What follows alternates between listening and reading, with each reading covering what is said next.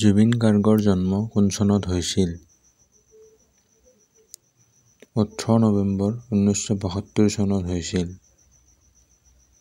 জুবিন গাৰ্গৰ জন্ম ক'ত হৈছিল? মেঘালয়ৰ তুৰা নামৰ ঠাইত জুবিন গাৰ্গৰ জন্ম হৈছিল। জুবিন গাৰ্গৰ পিতৃৰ নাম কি? মোহিনী মোহন বৰঠাকুৰ। তেখেত কপিল ঠাকুৰ নামেৰেও পৰিচিত। জুবিন গাৰ্গৰ মাতৃৰ নাম কি আছিল? স্বৰ্গীয় ইলি বৰঠাকুৰ। জুবিন গাৰ্গৰ প্ৰথম গীতৰ এলবামৰ নাম কি আছিল? অনামিকা 1992 চনত প্ৰকাশ হৈছিল। জুবিন গাৰ্গৰ প্ৰথম হিন্দী গীতৰ এলবামৰ নাম কি আছিল? চান্দনী ৰাত 1995 চন।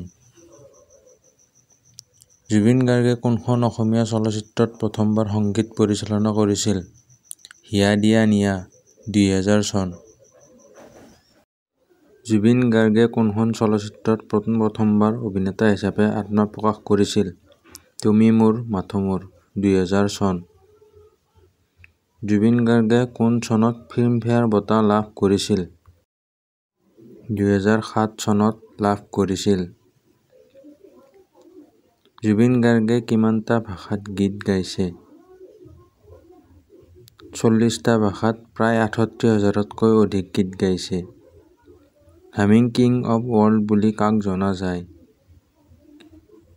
জুবিন গাৰ্গক হামিং কিং অৱ ৱৰ্ল্ড বুলি জনা যায়। জুবিন গাৰ্গৰ মায়া এলবাম কোন চনত প্ৰকাশ পাইছিল?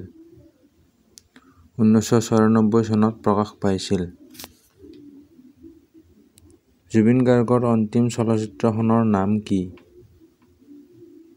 ৰৈ ৰৈ বিনালে